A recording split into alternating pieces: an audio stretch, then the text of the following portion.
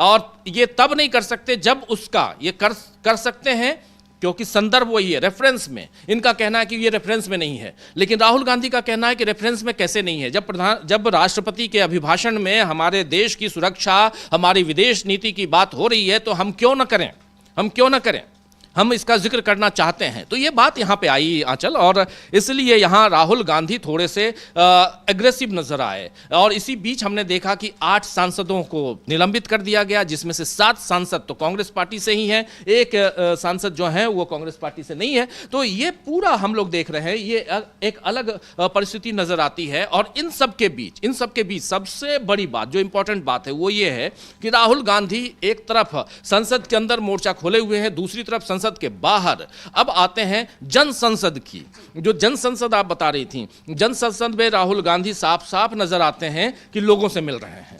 वो बता रहे हैं कि हम वहां तो आपको पूरा का पूरा आपके ऊपर हम हमला करेंगे ही। आप महिलाओं का नाम ले रहे हैं, आप कह रहे हैं कि हमारे ऊपर हमला होने वाला था, आप कांग्रेस पार्टी को बदनाम करने की कोशिश कर रहे हैं। आपका एक लीडर सांसद निशिकांत दुबे, वह आकर जिस ढंग से यहाँ कांग्रेस पार्टी को बदनाम करने की और खासकर इंदिरा गांधी और जवाहरलाल नेहरू को बदनाम करने की कोशिश की, लेकिन इन सबसे अलग अगर देखा जाए तो आपने यहाँ जो किया है वो हम यहाँ दिखाने की कोशिश करेंगे। और वो वहाँ साफ दिख रहा है कि राहुल गांधी अब आते हैं जनसंसद में। और जनसंसद की तस्वीरें जरा फुल स्क्रीन अगर देख सकते हैं तो देख लीजिए। तस्वीरें जो हैं, एक बच्चा गोद में है, लेकिन तस्वीरें बहुत कुछ बयां करती हैं। इस पे थोड़ी सी और चर्चा हम करेंगे, लेकिन पहले इसको देख लेते हैं। क्या कुछ कह रहे हैं राहुल गांधी, वीडियो में क्या चर्चा चल रही है वो भी हम सुन लेते हैं कि क्या कह रहे हैं राहुल गांधी। नमस्कार।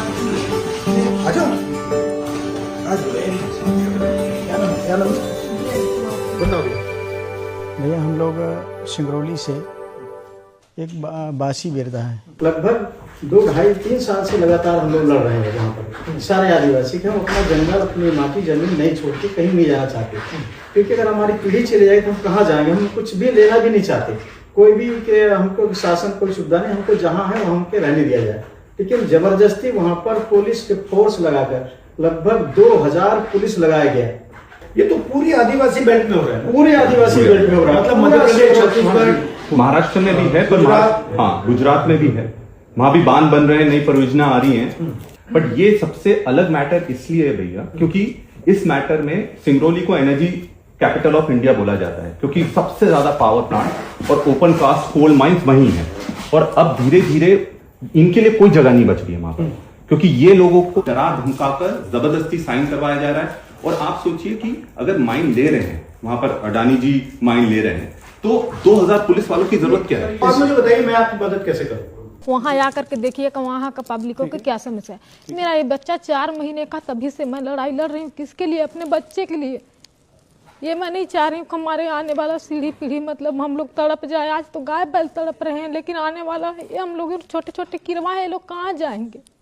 हम लोग पैसे से नहीं मर रहे, हम जहाँ हैं वहीं रहने दें। हम लोग बीजेपी का सरकार यही बना रखी है जैसे कि मेरा बाप की राज है, कि मनमानी तरीके से हम लोग उनको तेंदू, चार, महुआ, पति, इसी में हम लोगों को जिंदगी गुजारिश होती है। इसे कटवा दिया, लेकिन जाएंगे कहाँ हम लोग? अभी उतना दूर से सफ़र करके आए हैं हम लोग, लेकिन अपने गांव जैसे स्वास्थ्य हवा हम लोग कहीं नहीं पाए हैं। यदि पेड़ उजड़ जाएगा तो क्या वहाँ स्वास्थ्य हवा मिल सकती है? पार्लियामेंट में उठा सकता हूँ। ये बहुत बड़ा स्कैम। और उसमें दूसरी बात यही है कि मतलब उसको छोटी सी झाड़ी कह करके काटा गया, जबकि 100 वर्ष से ज्यादा उम्र की पेड़ है। काटने से हमको बेहद दर्द हुआ और हम लोगों के आँख से आंसू खून बह रहे। नहीं, जब वो पेड़ काटते हैं तो आपको क्या लगता है?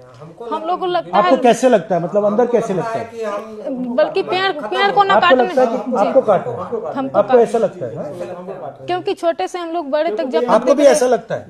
जी भैया, हम लोग पेड़ों का पूजा करते हैं, उसके नीचे हमारे आस्था केंद्र है, वहाँ पर हो गया। हम साजा के पेड़ के नीचे महुआ का पेड़, जो महुआ गिरता है, तेंदु पत्ता से तोड़ के हम बीड़ी बनाना वो बेचते हैं भैया। उससे हमारे बच्चों का शादी है, विवाह है, तमाम संस्कार उससे होती है, तो उपज वो मिलती है, उससे होगी।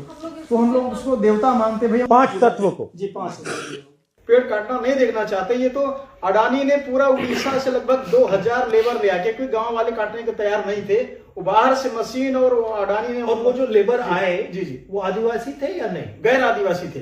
पूरे पुलिस लगा के सबको चारों तरफ से, जो उसमें अपनी बात रखना चाह रहा था, विरोध कर रहा था, उसको 151 के तहत मुकदमा में जेल भेज दिया भैया।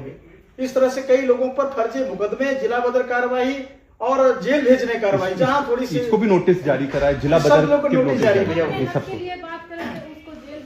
घर से बाहर मुश्किल निकलने था, में बाहर मुश्किल हो दवा गया। इलाज के बाहर नहीं जा पा रहे थे, सब हो गया। आज के समय में इनसे कोई अनुमति नहीं ली गई है और पूरी तरह से इनको जंगल भी खत्म कर दिए हैं। 3 लाख के पेड़ के अराउंड पेड़ काट दिए हैं और आगे भी अब और पेड़ करीब 10-15 लाख पेड़ और वहां पर कटेंगे। अभी सबसे बड़ी खदान अदानी को अलॉट हुई है, 27 स्क्वायर किलोमीटर की खदान है, 2200 हेक्टेयर का एरिया दे दिया पूरा, और उसमें से प्रिस्टीन जो फॉरेस्ट लैंड है दैट इज 1400 हेक्टेयर। समाज का एक हमारा तो सुना आपने कि किस तरीके से जो आदिवासी लोग हैं वो अपना दुख जाहिर करते हुए दिखाई दे रहे हैं राहुल गांधी के सामने। और ये कोई पहला मौका नहीं है, इससे पहले भी राहुल गांधी लगातार गरीबों की आवाजें उठाते आ रहे हैं। लगातार अगर देखा जाए तो कभी वो मोची से मुलाकात करते हैं, तो कभी वो रेलवे कर्मचारियों से मुलाकात करते हैं, कभी वो महिलाओं से मुलाकात करते हैं, तो कभी वो नीट छात्रों के बीच पहुंच जाते हैं जहां पर उनके जो दुख जानने की कोशिश करते हैं, उनकी परेशानियां जानने की कोशिश करते हैं। और उन्हीं में से अब एक बार फिर देखो किस तरीके से आदिवासियों से राहुल गांधी ने मुलाकात की है और उन्हें हर संभव मदद का आश्वासन भी दिया है राहुल गांधी ने। देखिए सिंप्लिसिटी ऑफ राहुल गांधी, देखिए सिंप्लिसिटी कितनी है। इस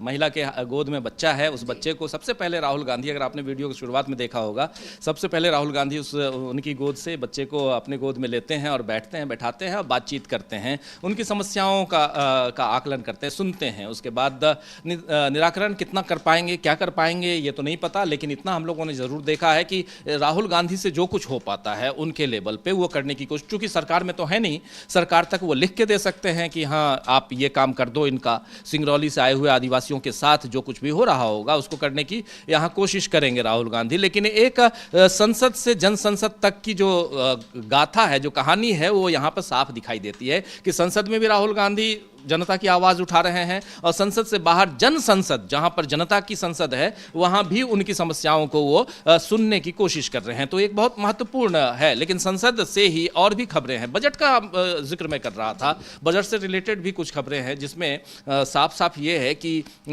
इस बार तो बजट लेके आप आ गए हैं, लेकिन पिछली बार जब बजट आप लेके आए थे उसमें से 53 ऐसी योजनाएं हैं, 53 ऐसी योजनाएं हैं जिन योजनाओं पर पैसा पूरा खर्च नहीं हुआ। 60% आपने खर्च ही नहीं किया है दिसंबर तक, और ये 3 महीना बचा हुआ है दिसंबर तक का आकलन, यानी अप्रैल से लेकर, अप्रैल में बजट एलोकेट होता है, मार्च में, फरवरी मार्च में बजट आया, फिर बजट को पास करके और आप फिर अप्रैल से लेकर अगले साल 31 मार्च तक के लिए बजट लेके आते हैं कि हाँ किस मद में कितना पैसा जाएगा, कहाँ कितना खर्च होगा, अलग अलग सेक्टर के हिसाब से। लेकिन यहाँ पर आप देखिए कि बहुत सारे ऐसे, मैं अभी देख रहा था, एक खबर देख रहा था, बहुत महत्वपूर्ण खबर है, करीब 53 ऐसी योजनाएं हैं जहाँ 500 करोड़ रुपए का बजट निर्धारित किया गया था और इनमें से कई सारी योजनाएं ऐसी हैं जिनमें पैसे खर्च ही नहीं हुए हैं और बहुत कम खर्च हुए हैं। और ये 31 दिसंबर तक 2 लाख करोड़ का बजट रिलीज किया गया था, लेकिन ये कुल बजट का 41.2% ही था। कुल बजट का 41% ही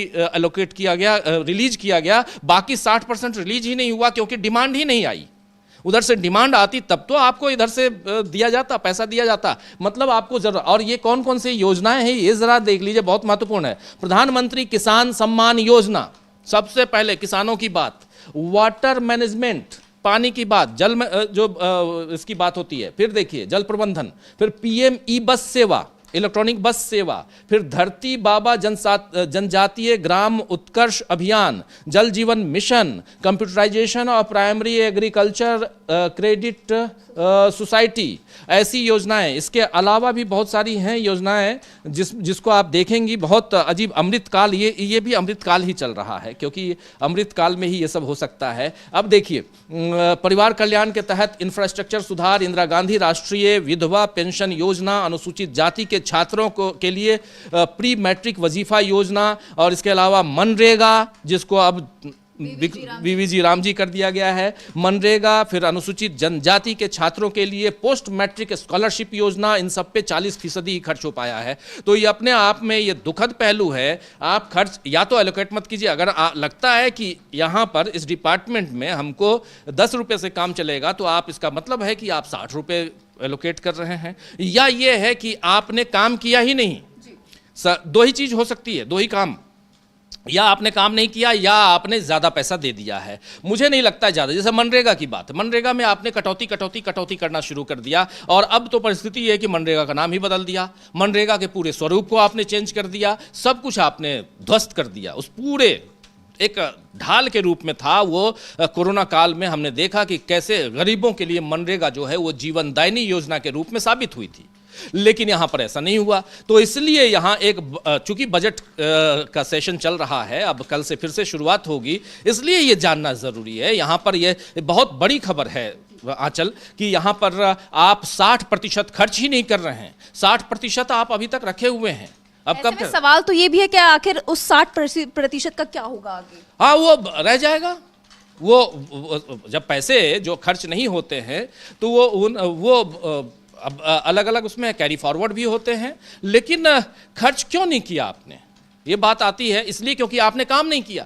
अगर आप काम करें, यहाँ सड़क बनवानी है तो सड़क आप नहीं बनवाएंगे, रोड नहीं बनवाएंगे तो फिर रोड वैसी रहेगी ना। आप जनहित के मुद्दे, ये सारी जो चीज़ें हैं, अब आपने प्री छात्रों को पोस्ट मैट्रिक स्कॉलरशिप योजना, आपने छात्रों को मैट्रिक तक पढ़ाने का काम आपने किया क्या? अगर किए होते तो फिर पोस्ट मैट्रिक स्कॉलरशिप योजना भी लेके आते, जिस योजना में आपने मात्र 40% ही खर्च किया है। इसका मतलब है कि 10 लोगों को देना था, आपने 10 में से 4 लोगों को ही दिया, 4 छात्रों को दिया। अगर 10-10 रुपये बांटना था तो ये एक गंभीर पहलू है, गंभीर विषय है, जिस पे आने वाले समय में मुझे लगता है कि जब ये बजट सेशन और आगे बढ़ेगा तो इस खबर पर चर्चा होगी, बहुत चर्चा होगी, लेकिन बहुत महत्वपूर्ण है। और इससे इतर, इन सब खबरों से इतर, जरा मैं आपको कहूँगा कि हम ले चलिए हम लोगों को, हमारे तमाम साथियों को महाराष्ट्र की तरफ, जहां से दो बहुत बड़ी खबरें आ रही हैं। बिल्कुल, पहली बड़ी खबर तो यह है कि मोहन भागवत ने बहुत बड़ा बयान दिया। उन्होंने साफ ये बता दिया है कि आरएसएस प्रमुख बनने के लिए जरूरी नहीं है कि आप ब्राह्मण हो, किसी भी जाति से हो सकते हैं आप, मतलब आरएसएस प्रमुख बन सकते हैं। बहुत बड़ा बयान है। इसके अलावा एनसीपी के विलय को लेकर भी लगातार चर्चाएं तेज है कि अजीत पवार गुट के बाद, मतलब जब अजीत पवार का विमान क्रैश होने के बाद जो निधन हुआ, उसके बाद आखिर ये एक हादसा था या महज एक घटना थी, इसको लेकर भी सवाल खड़े हो रहे, उस पर भी हम बात करेंगे। लेकिन पहले मैं आपसे चाहूंगी इस पर जानना कि मोहन भागवत ने जो बयान दिया है, और उसमें सलमान खान भी मौजूद थे, उस दौरान वो एक ये भी कहते हैं कि हिंदुस्तान में रहने वाला हर व्यक्ति हिंदू है। तो ये बहुत बड़ा बयान है अपने आप में। और साथ में वो ये भी कहते हैं कि जरूरी नहीं है कि आपको अगर आरएसएस प्रमुख बनना है तो आपको ब्राह्मण ही होना पड़ेगा। एक्चुअली आरएसएस के ऊपर ये आरोप तो बार बार लगते रहे हैं आंचल की यहाँ ब्राह्मणों का वर्चस्व है, आरएसएस प्रमुख ब्राह्मण ही होता है, ये अभी देखा है दशकों से इस देश ने। तो इसलिए अभी जो मुझे लग रहा है कि आरएसएस